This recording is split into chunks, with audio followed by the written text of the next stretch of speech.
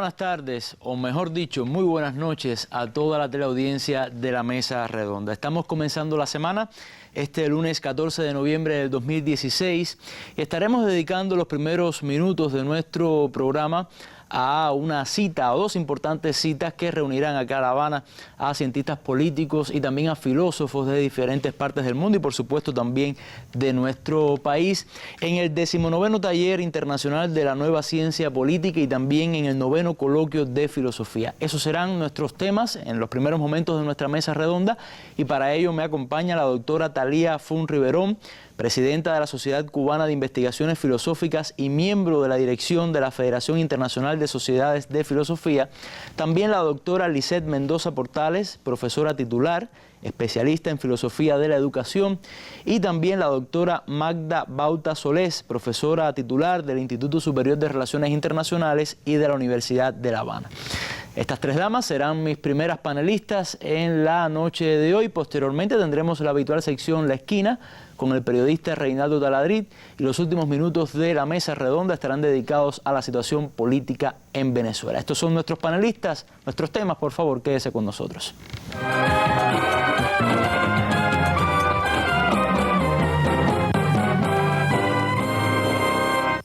Y vamos a comenzar con nuestra habitual noticia del día. Vamos a Estados Unidos, continúan las protestas anti-Trump, las protestas contra la elección del candidato republicano a la presidencia de este país. Escuchemos.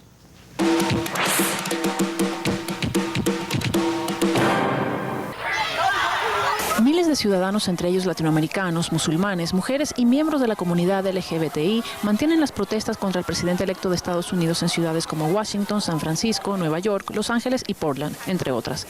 El movimiento anti-Trump busca poner de relieve el descontento popular al discurso calificado por muchos como racista, xenófobo, machista y chauvinista del empresario durante su campaña por la Casa Blanca. Lo que más me asusta son los muy odiosos, misóginos, racistas, homofóbicos, antiislámicos que lo han seguido durante las elecciones y ahora se sienten empoderados.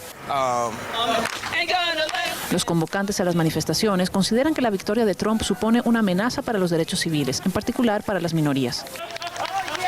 Esta marcha está en la tradición del Dr. Martin Luther King y el movimiento por los derechos civiles. Es una marcha no violenta, no hay agitación, no hay provocación, no es un error. Es una batalla contra la maquinaria de propaganda de Trump. No cometeremos errores y no daremos pasos atrás, porque se trata de los derechos civiles. Las protestas hasta el momento se han desarrollado de forma pacífica, aunque en Portland, al oeste de Estados Unidos, un hombre resultó herido y se produjeron algunos actos de represión policial. Bueno, y también hemos conocido una lamentable noticia y es que en la mañana de hoy falleció en La Habana a la edad de 81 años y víctima de una repentina afección cardiovascular el compañero Orlando Lugo Fonte. En próximas emisiones del Noticiero Nacional de Televisión, en diferentes espacios informativos, bueno, conocerá mucho más de la noticia y sobre todo de la amplia biografía, de la amplia hoja de servicios de Orlando Lugo Fonte al servicio, repito, de la revolución. Así, bueno, concluimos con nuestra noticia del día. Vamos ya al primer tema que nos ocupa en la mesa redonda de hoy.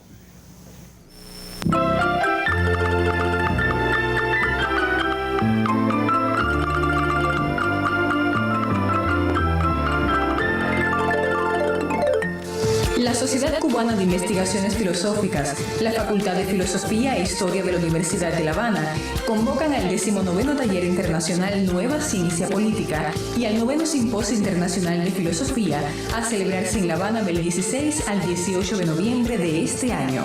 La nueva ciencia política desde y hacia el sur en la sociedad global y globalizada.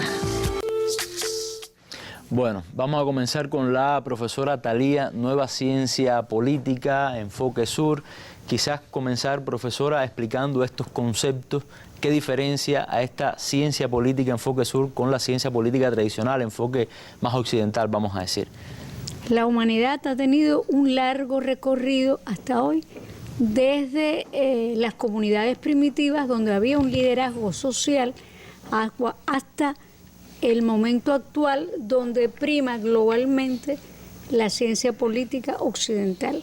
Precisamente ella se se presentó por primera vez cuando se crea el Estado. O sea, se pasa del liderazgo social al liderazgo político, pero el liderazgo político siempre se ha distanciado del liderazgo social hasta el periodo de transición.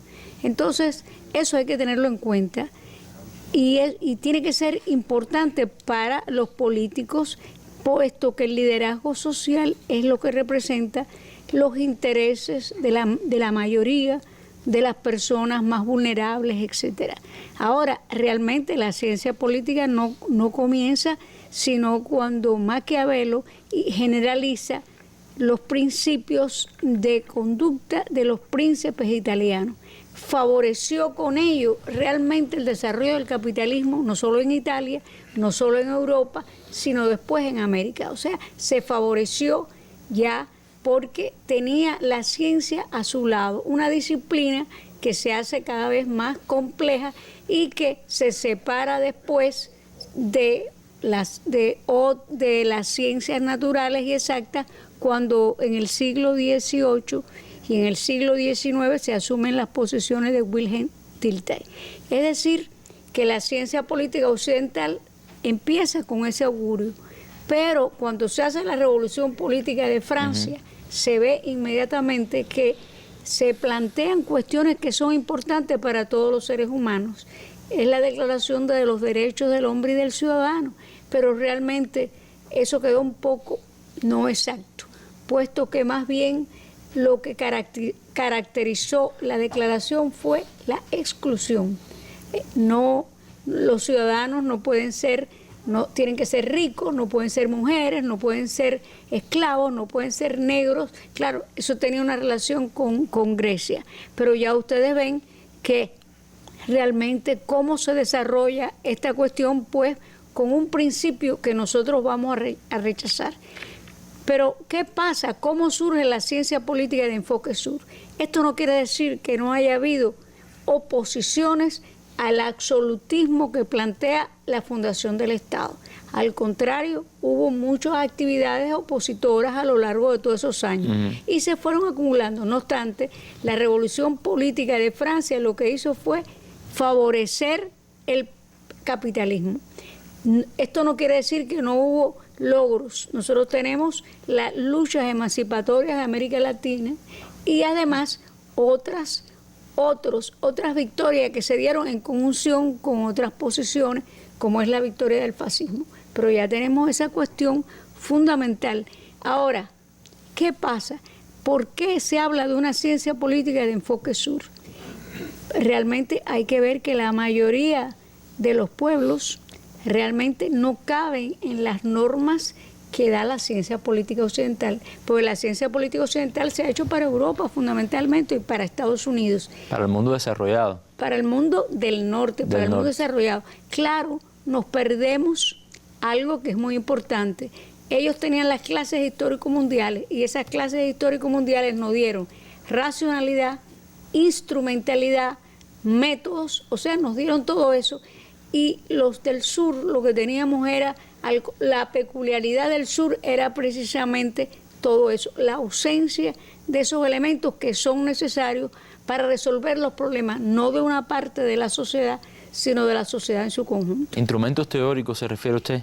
No solamente instrumentos teóricos, sino instrumentos prácticos, porque la clase obrera es una clase que rutiniza su labor, y nosotros en el sur no tenemos clases obreras fuertes, por lo tanto entran muchos elementos en el trabajo y o hay una tradición al respecto o simplemente no se puede avanzar tan rápidamente cuando se pretende hacer una transición. Esas son cuestiones que nosotros debemos plantearnos. Ahora bien, cuando Fidel dijo en la Plaza de la Revolución que a lo mejor nos levantábamos un día y la Unión Soviética no existía, la verdad es que eso fue un golpe, ¿no? Pero pasó un tiempo relativamente breve en que eso se produjo. Entonces nosotros nos preguntamos, los especialistas, un grupo de especialistas, bien, y si esto ha pasado, ¿qué podemos hacer? ¿Dónde han estado nuestros errores? Los errores más bien teóricos, ya no es la clase obrera, sino somos los especialistas los que hemos trabajado. ¿Cuáles son nuestros errores? Pero esa era una pregunta todavía demasiado amplia, no era una pregunta precisa, y la ciencia tiene que dar preguntas concretas para que se puedan resolver, para que haya sujetos, actores, protagonistas que puedan abordarlo.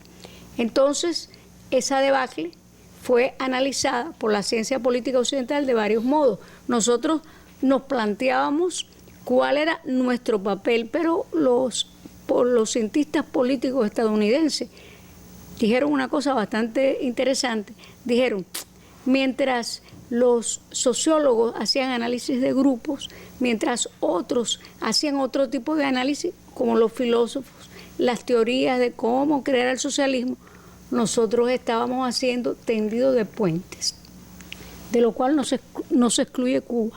O sea, ellos también hicieron tendido de puentes a nuestra patria. Es decir, que en eso se convierte fundamentalmente ya una diferencia especial entre la ciencia política occidental y la ciencia política que surge de los oprimidos.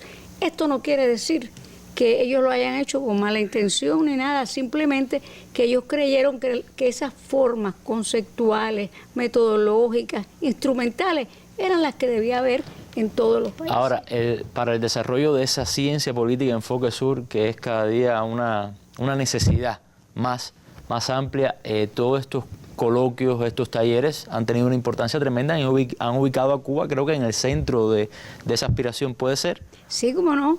Tanto es así que nosotros hicimos en un primer momento pasos que podíamos decir que eran débiles, pero así todo tenemos ya 19 eventos donde se han discutido entre nosotros y con otros, con cientistas políticos occidentales, nuestros criterios, pero además 7 ediciones de la maestría en ciencia política, y tenemos doctores que de modo individual han devenido en doctores en ciencias políticas con esa orientación, y el doctorado curricular colaborativo, que es la obra de mayor envergadura y donde hay varios de los doctorantes que están presentando ponencias, porque el mundo es muy complejo. Ese doctorado va a dejar una huella en muchas personas, profesora. No, yo tengo confianza porque ya los proyectos de investigación son notables. Y yo creo que eso para nosotros es importante. Además, nosotros hemos traído, en estos momentos hay 30 universidades transnacionales, internacionales que están participando, y 23 centros de estudios superiores de Cuba. Yo creo que se podría mostrar el PowerPoint que nosotros hemos acompañado, donde aparecen las universidades internacionales y también las cubanas. Bueno, profesora, no sé si estará el PowerPoint. Sí, bueno, ahí está. Ahí lo podemos ver, exactamente.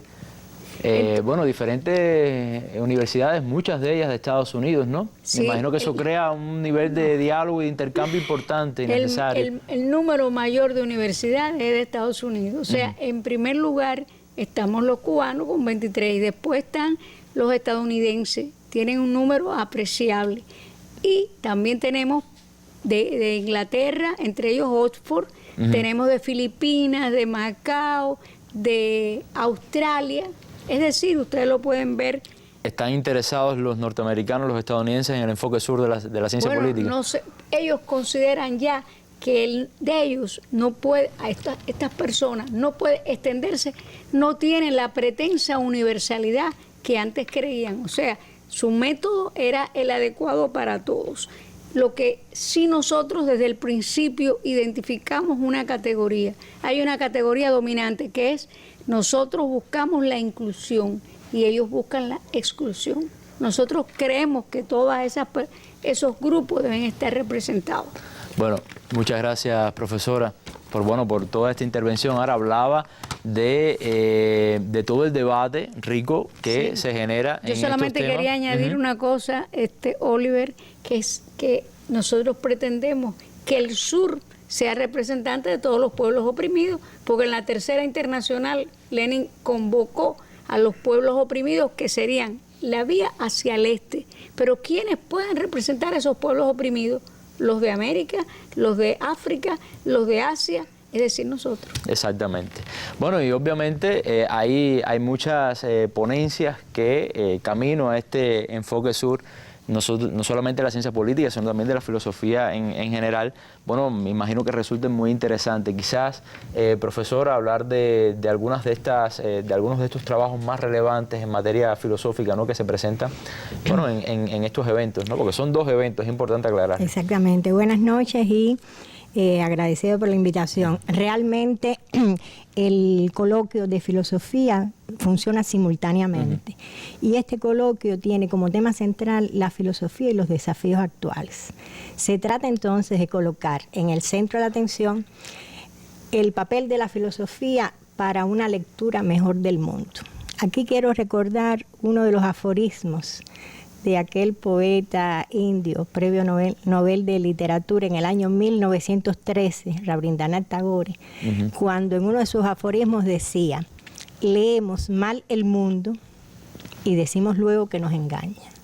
Quiere decir que tenemos que aprender a leer bien el mundo y aspiramos a que la filosofía nos ayude en ese empeño. Una filosofía como pensamiento crítico.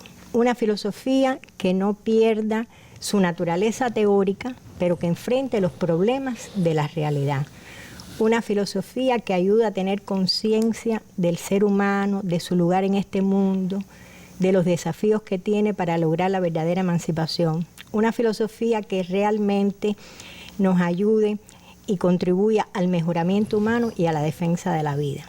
Esa filosofía para nosotros, y está en el centro del debate, tiene referentes desde la dialéctica de lo universal y lo propio. Usted habla esencialmente de una filosofía, en resumen, que no sea elitista, sino una filosofía que baje, que sea entendible, que se asuma, que no quede en las élites. Y que además hoy el mundo nos está diciendo, por las tendencias que se están desarrollando, y lo tenemos muy cerca en América Latina, de que hoy, por ejemplo, se está negando este papel de pensamiento crítico de la filosofía.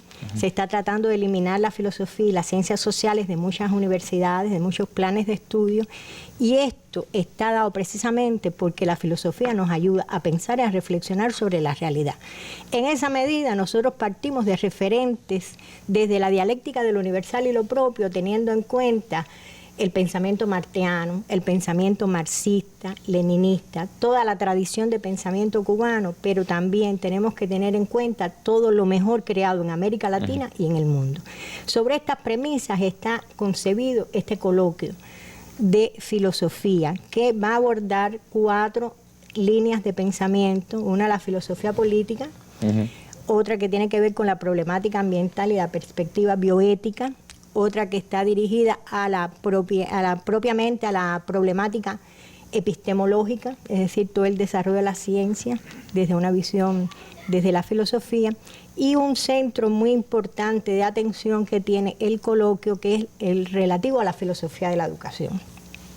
En esta línea temática se presentan 33 ponencias que realmente tienen que ver con un interés marcado que la propia Sociedad Cubana de Investigaciones Filosóficas ha promovido, y podemos decir que en los últimos 10 años con mucha sistematicidad, abriendo un espacio para el debate en torno a la filosofía de la educación.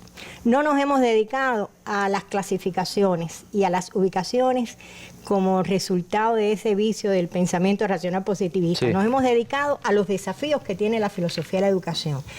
Desafíos que están pasando fundamentalmente por la respuesta a 3 grandes interrogantes: ¿qué tipo de sociedad? ¿Qué tipo de ser humano? ¿Y qué tipo de educación? Y está claro que hoy la educación no puede entenderse por ser un proceso social complejo desde una sola ciencia. Sabemos que la mirada para abordar la educación tiene que ser interdisciplinar y transdisciplinar. Pero lo que sí está claro, y es la certeza con la que trabajamos, de que no puede estar ausente la filosofía de la educación.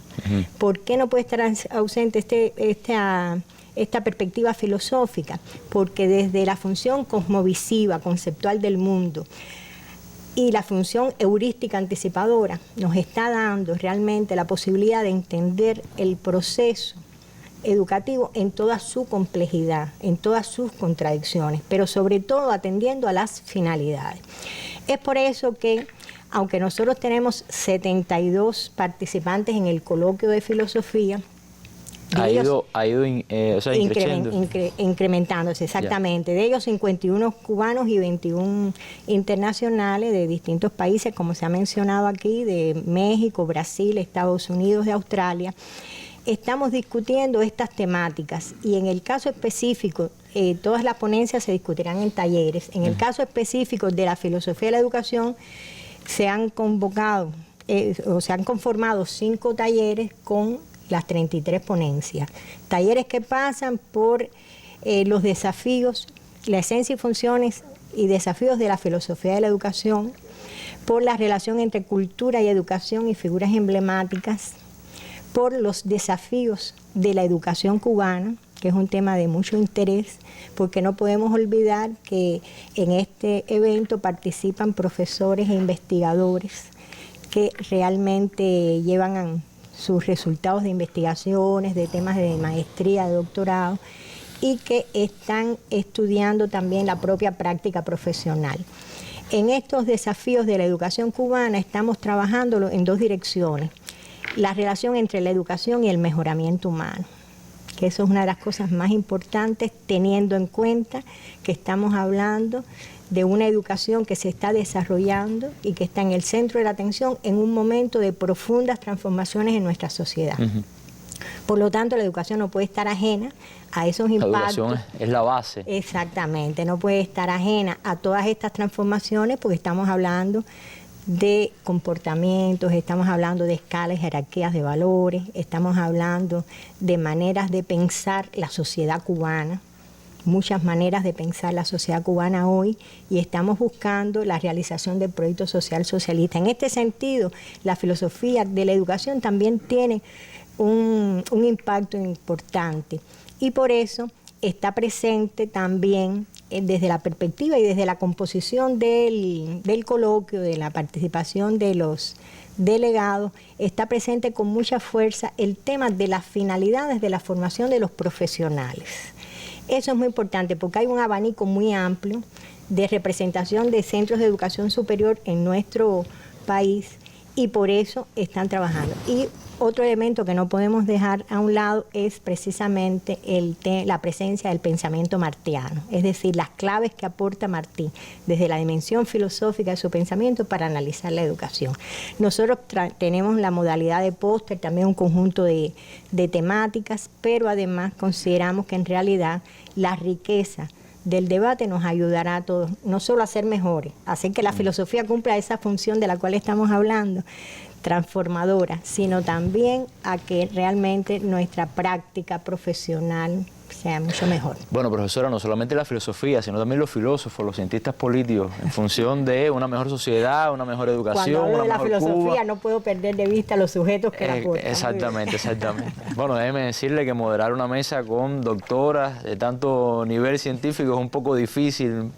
A veces el tema de los términos y esa serie de cosas, uno trata de no cometer un error. Ahora, otro tema importante también va a ser el de relaciones internacionales, ¿no? Las ponencias que se traen en este campo de las relaciones internacionales. Quizás, profesora, mencionar algunos temas que sobresalen, ¿no? en estos trabajos, ¿no? Y la utilidad que tienen, por supuesto. Ya, buenas noches. Si me permites, antes de entrar ahí, quiero enfatizar algo brevemente sobre la participación. Si bien es cierto que estos 19 eventos se han ido beneficiando incrementalmente de la participación de especialistas de altos centros internacionales de estudio, no es menos cierto que los proyectos, o sea, la contribución que están haciendo estos eventos también de manera creciente, doctores, doctorantes y maestrantes de la Escuela Cubana de Ciencia Política Enfoque Sur, inaugurada por acá la doctora Thalia Fun, también están añadiendo legitimidad y autenticidad a este criterio y aceptación, habiendo para él un espacio de aceptación en otros foros internacionales. Esto sería en sí quizás objeto de mayor discusión o elaboración, pero no tenemos tiempo para ello. El evento de la parte de ciencia política del evento va a contar con siete paneles.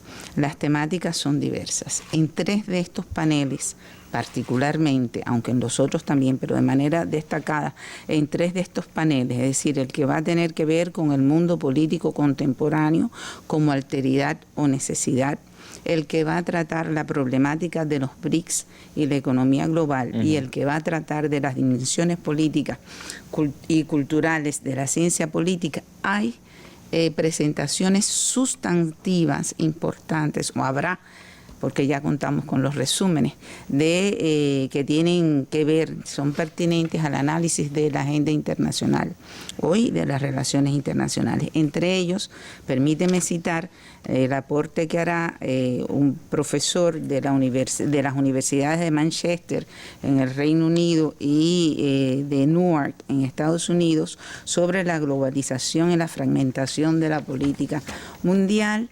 El tema que será presentado por un profesor de la Escuela de Altos Estudios Económicos de Moscú, la Federación Rusa, sobre el neomercantilismo en la política exterior de la economía de los BRICS. Otro tema que será presentado por un grupo de 3 profesores de las universidades de Dorados y de Salvador de Bahía, Brasil, sobre la psicopatología del neoliberalismo, causa del colapso de la civilización política global, y aportes que vendrán también de doctorantes de la Universidad de La Habana, como es el caso de la problemática o la presentación que se hará sobre la crisis global, sus impactos y perspectivas de desarrollo. Estos son temas y ponencias sobre temas generales. Ya con un enfoque más particular tendremos una importante contribución de la doctora Elsie Blaine Radcliffe sobre fascismo o terrorismo, conjunción o disyunción, que ha habido cuenta de ciertas corrientes recientes en las relaciones internacionales, y por eso lo cito, creo que es absolutamente relevante. Otro tema que quisiera destacar es la política exterior de Estados Unidos hacia América Latina en el siglo XXI, de una doctorante de la Universidad de La Habana, Janet Govea. Las raíces internas de la política exterior de Turquía hacia Siria, ya ahí te das cuenta que no es solo la cuestión latinoamericana, sino que también de zonas distantes, como es esta que viene a ser presentada por un profesor de la Universidad Técnica del Medio Oriente de Turquía. Y ya por último, filosofía del derecho y globalización, un enfoque desde el sur político, que también será presentado, un tema abordado por un doctorante nuestro, el máster Osvaldo Martínez Torres. Bueno, muchas gracias a las 3 damas que... Un minuto. Ajá, un minuto. Sí, lo tiene, por supuesto, profesor. Que además me lo cedió Magda.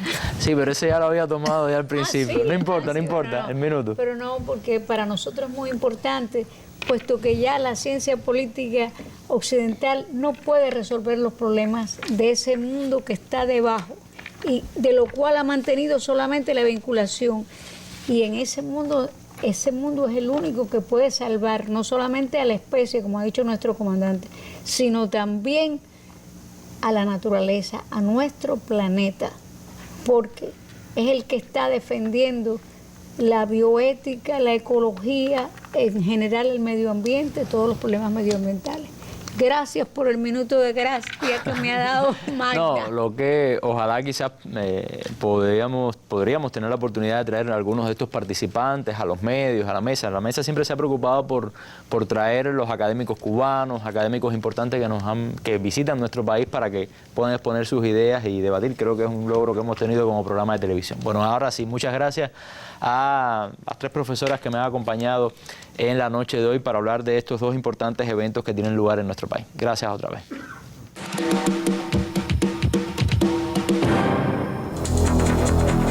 Este martes, en la Mesa Redonda, Estados Unidos, paisaje tras las elecciones.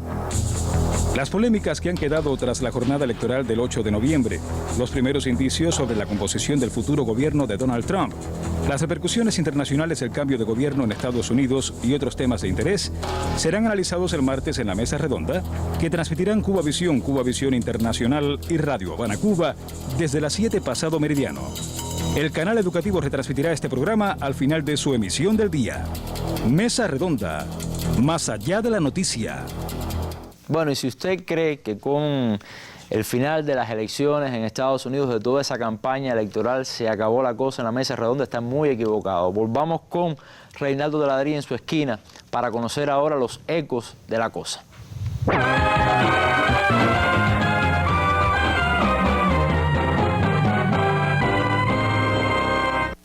Muchas gracias, Oliver, y bienvenidos a La Esquina. Hoy iniciamos una serie de 3 semanas que vamos a llamarle Ecos de la Cosa, ya que aquí se hablaba de la cosa, vamos a hablarle de algunos ecos de la cosa. Hoy vamos a dedicarle a un tema: cómo votaron en las elecciones presidenciales los cubanoamericanos. Primer asunto, ¿qué cosa es un cubanoamericano? De acuerdo a la ley de los Estados Unidos, un cubanoamericano es una persona o nacida en Cuba, que reside legalmente en Estados Unidos, o que nació en Estados Unidos y tiene o un padre o la madre o los dos nacidos en Cuba. Los considera por igual a las dos categorías. Puede ser que usted haya nacido en Estados Unidos, nunca haya venido a Cuba, no hable español, no sepa en un mapa dónde está Camagüey o Cienfuegos, no importa. Usted está en la misma categoría como cubano-americano de alguien que llegó hace 2 o 3 años. Esto totaliza más o menos, estos son números generales, no son exactos, unos 2 millones.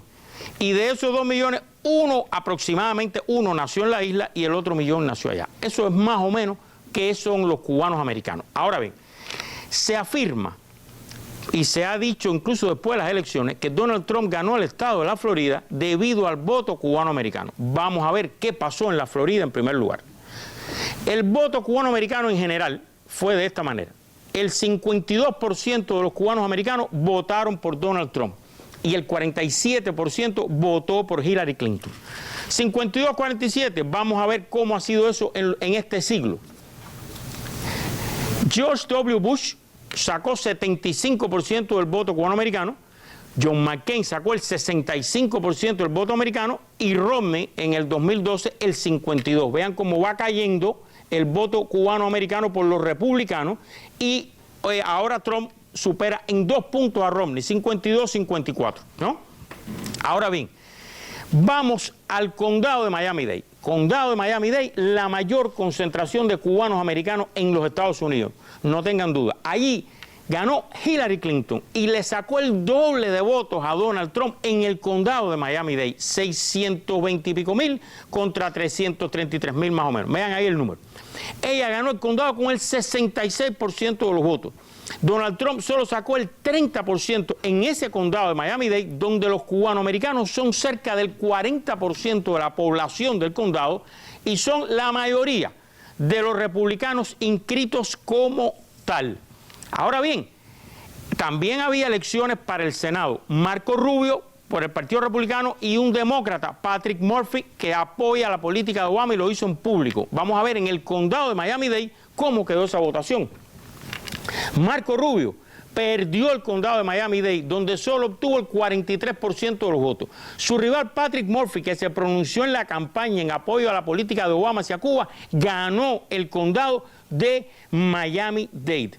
O sea, aquí tienen que en el condado de Miami-Dade ganó Hillary Clinton y el demócrata Patrick Murphy, y perdió Donald Trump y perdió Marco Rubio, que ganaron el estado de la Florida, pero obviamente no fue por el voto en este condado, el más importante del estado de la Florida. Ahora, vamos a seguir nacionalmente. Vamos a la segunda concentración de cubanos en los Estados Unidos. Está en New Jersey. Hillary Clinton ganó New Jersey con el 54.8% de los votos, casi 55% de los votos. Ahí en Union City está la segunda concentración de cubanos en los Estados Unidos, cubanos americanos. Y vamos a la tercera. La tercera concentración de cubanos americanos está en Las Vegas, Nevada, y allí ganó Hillary Clinton con casi el 48% de los votos. Así que en las 3 grandes concentraciones de cubanos americanos en los Estados Unidos ganó Hillary Clinton, perdió Donald Trump. Ahora bien, Por otra parte, se reeligen Ileana Ros-Lehtinen, Mario Díaz-Balart, Carlos Curbelo y Alvio Sires en New Jersey, los 4 representantes de origen cubano, cubanos americanos. Hay quien dice que el tema de Cuba en esos 4 distritos no fue ni remotamente decisivo y que más importante eran quiénes eran los rivales de estos 4 que se reeligen que el tema Cuba. O sea, pero coinciden que no fue un gran tema dentro de los distritos, en los anuncios que se hacían, en los anuncios electorales, el tema Cuba. Por ejemplo, el rival de la representante Ileana Ros era alguien que, según los anuncios de campaña, había atropellado a alguien borracho en un carro y se había dado la fuga. Y aún así sacó más del 40% de los votos. Eso si nos guiamos por los anuncios electorales que se ponen en la televisión. Ahora bien, esto que ustedes acaban de ver aquí son los cubanos americanos que votan. De los 2 millones de cubanos americanos, ¿cuántos están inscritos y cuántos votan? Vamos a empezar a ver algunos datos. Miren, del más de 500.000 de cubanos llegados a los Estados Unidos después de los acuerdos migratorios de 1995, están inscritos para votar aproximadamente el 43%. Y se calcula que solo vota alrededor del 20%. En los llegados, ahora bien, fíjense, estos son los que llegaron desde el 95 para acá, pero en los llegados antes de 1980, los que llegaron en las décadas del 60 y el 70, es a la inversa. Están inscritos cerca del 97% y vota más del 90%. En este último grupo, cuando tú le preguntas, te dicen que están opuestos a la política de Obama, que favorecen el mantenimiento del bloqueo, que no están de acuerdo con nada que tenga que ver con Cuba, etc. Y cuando le preguntas al otro grupo, te da una respuesta inversa. Ahora bien, si usted le pregunta a los cubanos americanos como grupo, independientemente de quién vote o quién no vote en las elecciones, sobre el tema Cuba, vamos a recordar lo que dicen. Como grupo, los cubanos americanos, 74% apoya la libertad de viaje a Cuba, 69% el restablecimiento de relaciones diplomáticas, 63% apoya el fin del bloqueo y el 57% apoya los negocios de compañías de los Estados Unidos en Cuba. Esto es como grupo, no los que votaron. Ahora, en los que llegaron antes del 80, por supuesto, el grupo de más edad, es el grupo más conservador, más ligado al Partido Republicano y más contrario a todo lo que tenga que ver con Cuba. Ese grupo, por obvias razones de cronología, va disminuyendo en cantidad. Ahora, los llegados después de 1995 ya totalizan más de 500.000. Va creciendo como grupo, pero como ustedes vieron ahí, vota alrededor del 20% y se inscribe alrededor del 43% de los que pudieran hacerlo, que de los que ya tienen derecho a hacerlo. Por tanto, les resumo. 1. Donald Trump perdió Miami-Dade y Marco Rubio perdió Miami-Dade. Donald Trump perdió New Jersey y Las Vegas, donde están las otras 2 grandes concentraciones de cubanos americanos. Y así es como piensan los cubanos americanos con relación a la política de Obama y con relación a hacer cosas con Cuba. Entonces, aquí están los datos. Le dieron los cubanos americanos la victoria a Trump en la Florida. Todo parece indicar que no fue así. Fueron otros factores que se repiten a nivel de todo el país los que le dieron a Trump la victoria en el estado de la Florida. Pero no fue el voto cubano-americano. Así que termino con este primer eco después de la batalla, eco de la cosa o eco de las elecciones y regreso a la mesa con Oliver.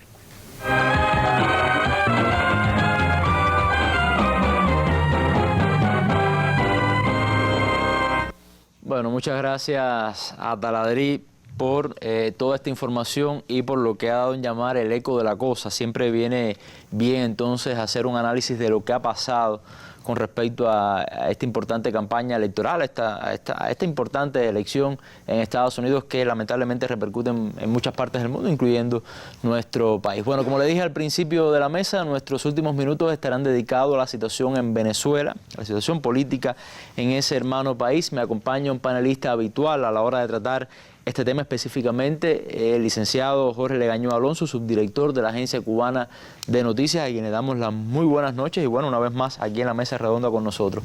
Vamos a analizar este tema, repito, que está marcado por el diálogo que ha llevado a cabo el gobierno bolivariano presidido por el mandatario Nicolás Maduro con la oposición de ese país. ¿Cuáles han sido los resultados? Vamos a comenzar por ahí, pero antes vamos a ver qué dicen las cadenas internacionales al respecto.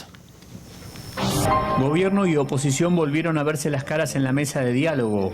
El segundo encuentro comenzó el viernes, sin resultados. Los mediadores de la UNASUR y el Vaticano comunicaron a la prensa que las conversaciones seguirían el sábado. En la misma sala y en un clima distendido, oficialistas y opositores sí lograron acuerdos. En el campo económico-social, el Gobierno Nacional y la MUD acordaron trabajar de manera conjunta para combatir toda forma de sabotaje, boicot o agresión a la economía venezolana. Decidieron priorizar en el corto plazo la adopción de medidas orientadas al abastecimiento de medicamentos y alimentos sobre la base de contribuir a promover su producción e importación. Es la primera vez que la oposición reconoce que la crisis económica en Venezuela se debe al menos en parte a un sabotaje. También es la primera vez que el gobierno acepta sumar a la oposición para resolver la crisis. Los representantes del gobierno valoraron el encuentro. Incluso en momentos en que podría la agresión y la violencia amenazar la paz de la patria, es el momento preciso para el diálogo, para el encuentro y para la búsqueda de acuerdos y de consenso. Acuerdos que se hacen de forma clara y sin renunciar absolutamente a ninguno de los postulados que nuestro comandante Chávez nos legara. El saldo principal del encuentro es la declaración conjunta Convivir en Paz, donde gobierno y oposición dicen haber alcanzado un compromiso con una convivencia pacífica, respetuosa y constructiva. Más allá del papel, los voceros opositores hicieron su propio balance de la nueva sesión del diálogo. 2. Se logró el respeto a la autonomía, constitucionalidad y atribuciones de la Asamblea Nacional. 3. Elección de los nuevos miembros del Consejo Nacional Electoral para tener un poder electoral neutral. 4. Liberaciones de personas detenidas. Los voceros opositores se retiraron sin contestar preguntas, mientras los periodistas pedían saber más sobre unos acuerdos cuyos detalles, por ahora, no quedaron escritos. El próximo 6 de diciembre será la nueva reunión entre el gobierno y la oposición, a la que se sumarán también otros actores sociales y políticos para ampliar la base del diálogo en Venezuela. Bueno, antes de caer, Jorge, en los detalles de estos acuerdos, creo que sería oportuno ir a los antecedentes de esta nueva reunión entre el gobierno y la oposición, los hechos que dieron lugar. Sí, buenas noches, Oliver, los amigos televidentes. Mira, los antecedentes de estos diálogos se remontan hace más de una década, cuando después del golpe de Estado de Hugo Chávez, pues se estableció un diálogo amplio en el que participaron diversos sectores políticos del país para lograr la estabilidad del país luego del golpe de Estado. Pero obviamente lo que en principio fue una relación de trabajo entre la oposición y el gobierno de Chávez para lograr ese consenso, esa estabilidad del país, se trastocó luego en lo que ya hemos visto. Desde que Maduro llegó al poder ha habido varios intentos de diálogo, luego de las guarimbas del 2013, luego en el 2015 y hasta el día de hoy ha habido intentos de diálogo. Recuerdo uno en el que durante varias horas, toda la madrugada de un día, empezó como a las 7 de la noche, hasta altas horas de la madrugada, estuvieron los líderes de la oposición en un evento sin precedentes, yo creo que en la historia política del país, hablando en vivo al pueblo venezolano, cuando tantos se habían quejado de que el gobierno no le daba la posibilidad de poderle hablar por los canales, las radios, que ellos llaman chavistas, pero en realidad es los medios de comunicación públicos del país. Incluso ese momento lo desaprovecharon y volvieron a haber intentos de desestabilización, marchas, huelgas, muertos de nuevo incitados por la oposición venezolana, y llega el día de hoy. El día de hoy tuvo un momento importante el 31 de octubre, después del primer encuentro, cuando hablábamos aquí en la mesa redonda en esos días recientes de quiénes habían estado en el primer encuentro y cuánto respaldo podía tener que no estaban los líderes de la oposición en ese primer encuentro con el auspicio de la Iglesia Católica y el Papa Francisco. No habían estado los principales líderes de la oposición allí, y solo funcionarios o dirigentes de un nivel no tan alto. Solo el secretario general de la Mesa de la Unidad Democrática, Chugo Torrealba, que estaba allí. Ya se ve otra cosa. Se ve otra cosa, pero volvemos a que este es un diálogo muy frágil en un país en efervescencia por la crisis económica que hay, por una asamblea con mayoría opositora que ganó el poder. Interesante, la fecha será el 6 de diciembre, que se vuelvan a reunir el mismo día que ganó esa asamblea opositora el año pasado de las elecciones. Yo creo que hoy lo principal... Una asamblea en desacato que ha tratado también de sobreponerse a los otros poderes del Estado, ¿no? Ocari, que es el alcalde de Sucre, decía allí, de uno de los municipios de la capital, pero del estado de Miranda, decía el tema del respeto a la Asamblea Nacional. Y yo creo que si algo ha respetado Maduro en este tiempo es a la Asamblea Nacional.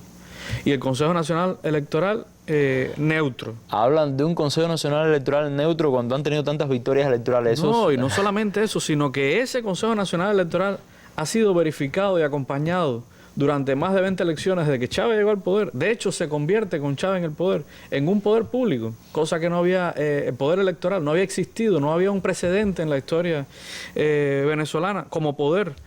Y vemos que durante más de 20 elecciones tuvo el control. Bueno, hasta Jimmy Carter, el expresidente norteamericano, estuvo allí y opinó que era uno de los sistemas electorales más perfectos del mundo. Por el desarrollo que... Y los resultados que esa propia oposición ha tenido en las últimas elecciones. Y un chavismo que reconoció los resultados desfavorables, no solamente ahora el 6 de diciembre. O sea, recordaremos aquel referendo que se hizo, que fue desfavorable a Chávez también, cuando se pretendían hacer un grupo de modificaciones a la Constitución de la República. No sé si lo recordarán, en el año 2009. Por tanto, estamos hablando de que ellos, cuando les es favorable, felicidad, pero cuando les es desfavorable, pues protestan y dicen que hay fraude, etcétera, etcétera, etcétera. Ahora, supongo que la oposición ha tomado diferentes posiciones, las diferentes fracciones de la oposición con respecto a este diálogo. Sí. O sea, ¿cómo se ha comportado eso? El 31 de octubre era la fecha que hablábamos. Hubo una reunión de la Mesa de la Unidad Democrática y el propio Chugo Torrealba reconoció, yo creo que se le escapó esa declaración a un medio opositor, que había estado a un punto, a un pelo, decir así, literalmente a un pelo de romperse la unidad democrática, que ellos le llaman la Mesa de la Unidad Democrática, por las tendencias dentro del propio conglomerado de partidos. Lo que pasa es que ellos llaman, lo llama José Vicente Rangel el G4, un grupo de 4 partidos que al final son los de mayor capital político, los mayor capital electoral, que son Un Nuevo Tiempo, Primera Justicia, que sí es el más votado, Acción Democrática y Voluntad Popular, los que arrastran a otros 15 partidos o tendencias políticas dentro de la Mesa de Unidad Democrática que se oponen hoy todavía al diálogo. Fueron al diálogo, fueron a esta segunda parte del diálogo en Venezuela para buscar la paz, pero incluso dentro de la propia Mesa de Unidad Democrática hay personas que se están oponiendo al diálogo. Y hoy lo que se impone es construir confianza, trabajar de conjunto, reconocerse. Hay una palabrita que yo subrayé dentro de los acuerdos, que es el tema del reconocimiento, porque todavía, si bien reconocer a la Asamblea Nacional, también hay que hablar que este documento reconoce al gobierno legítimo de Nicolás Maduro, cosa que ellos han estado haciendo desde que Maduro llegó al poder en el año 2013. Y a la Constitución, a las leyes que fijan cuándo debe ser un referéndum revocatorio, cuándo debe ser las propias elecciones, ¿no? Que piden elecciones anticipadas. Sí, se está pidiendo un discurso más moderado. Más moderado en el sentido de que no puede haber ataques, no debe haber ataques al gobierno, que no debe haber incitaciones a la violencia. O sea, ya eso sería un paso de avance en un país donde los medios de comunicación están abiertos a los voceros, tanto opositores como del chavismo, y esa violencia discursiva también puede generar violencia en ese sentido, puede ser interpretado por los seguidores de unos u otras tendencias políticas a las incitaciones a la violencia. Decía hoy uno de esos voceros que gritándose no se resuelven los problemas y gritándose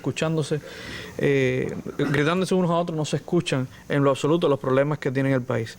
Los acuerdos en específico, bueno, en el campo económico-social, que es el primer acuerdo, yo creo que lo más importante a destacar es combatir toda forma de sabotaje, boicot o agresión a la economía venezolana. Un país que lleva varios meses, yo diría que varios años ya, al menos de que Maduro asumió el poder, en una crisis económica seria, profunda, sobre todo porque desde el 2014, desde mediados del 2014, los precios del petróleo se derrumbaron en más del 60%, lo cual es lo que favorece la economía del país.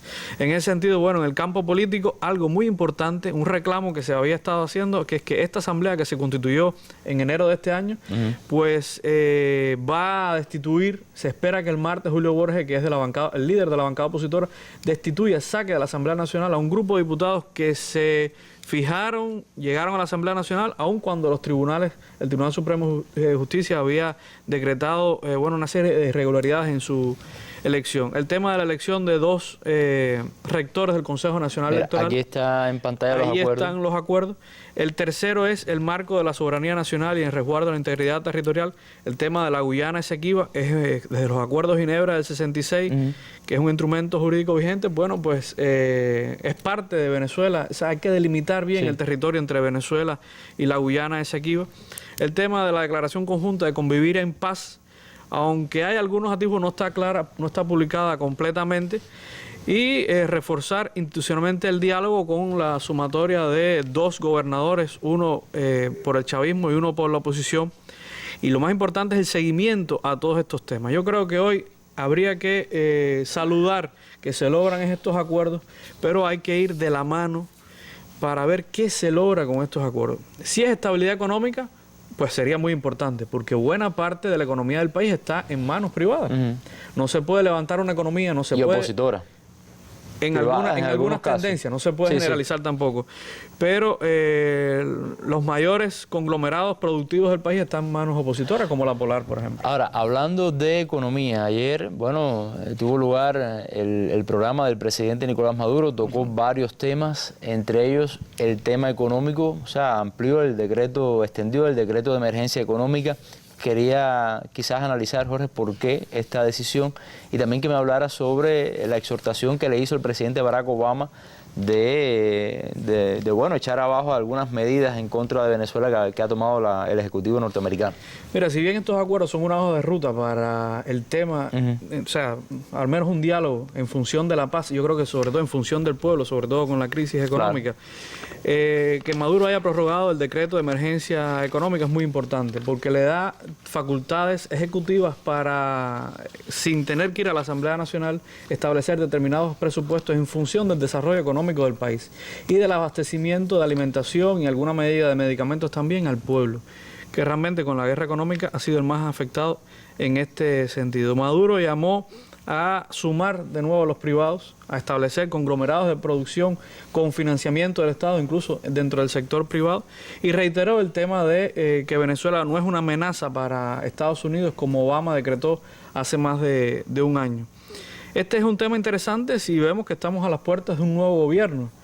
Yo creo que es muy significativo que el mismo día que Donald Trump ganó las elecciones en Estados Unidos, Venezuela hizo una nota reconociendo y felicitando a Donald Trump, pero también ese mismo día conversaron telefónicamente el presidente Nicolás Maduro y el secretario de Estado John Kerry, en función de buscar establecer y dejar claro qué va a pasar, dejarle una hoja, un mapa, yo diría que una mejor relación entre Estados Unidos y Venezuela, que por cierto lleva más de 5 años sin embajador en ambos países, lo cual habla de la situación que sería interesante, pero hasta ahora Donald Trump no ha dicho que va a recrudecer la política, más bien se ha enfocado en su política exterior en el tema del ISIS, del Estado Islámico, y muchos asuntos internos y también. Muchos asuntos internos también. Con América Latina ha tirado algunos guiños, ha hablado de algunos temas, ha hablado de Venezuela, en términos incluso peyorativos.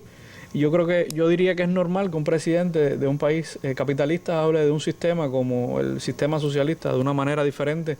Incluso están en desacuerdo, pero reconoció al pueblo venezolano como un pueblo trabajador, abnegado, sacrificado. Hay que esperar a ver qué pasa, pero sí, si Obama dejara un legado eliminando ese decreto, sería muy importante para ese país. Estados Unidos sigue siendo un socio económico importante para Venezuela. Si bien alrededor de 600.000 barriles de petróleo diariamente de lo que produce Venezuela sigue yendo al mercado de Estados Unidos, aún con la baja de los precios. Ahora, ¿ves tus relaciones entre ambos temas? Una mejor relación con Estados Unidos, el mejoramiento de relación puede tener un impacto positivo en este diálogo con la oposición, tomando en cuenta los vínculos que existen? Si vamos a ver los hechos, que es en lo que yo me basaría, Thomas Shannon, que es enviado, uno de los principales voceros, diríamos, del Departamento de Estado norteamericano, estuvo en Venezuela el mismo día que comenzaron los diálogos. Eso simbólicamente habla de que hay un respaldo de Estados Unidos a los diálogos en Venezuela. Yo creo que también fue un factor de presión sobre la oposición venezolana, que en algún momento vio que la salida no funcionaba. La salida violenta de Voluntad Popular no funcionó. Por tanto, están apostando, si bien ya está el Papa metido también en este rejuego político, que es yo diría que es una variable que no ha estado en otros momentos, porque la curia católica venezolana no, más bien es favorable a la oposición en términos de asociación y de reconocimiento en ese sentido. Pero el Papa tiene otra perspectiva en la que para él lo fundamental es la paz de Venezuela. Siguiendo eso, pues Venezuela también, Estados Unidos se sumó y bueno, Thomas Shannon estuvo hace apenas 10 días en Venezuela apoyando este diálogo de paz. Un proceso interesante, tenemos que darle seguimiento. Viene un nuevo gobierno, habrá que esperar los hechos más que bueno, las especulaciones. La verdad es que este diálogo entre oposición y gobierno tiene muy malos antecedentes, ¿no? Esperemos que en este caso, bueno, funcione. Yo creo que simbólicamente es positivo que los acuerdos se lograron el mismo día que se estaba firmando aquí en La Habana un nuevo acuerdo final de paz entre la FARC y el gobierno colombiano. Bueno, igual le daremos más cobertura y más análisis también a este tema, Jorge. Nosotros, bueno, ya despedimos nuestra mesa redonda, lo hacemos con nuestra sección habitual, las imágenes del día, una noticia triste y lamentable también, terremoto en Nueva Zelanda con ya decenas de muertos. Esas son nuestras imágenes del día, así nos despedimos, nos vemos en una próxima mesa redonda y por supuesto muchas gracias por su atención.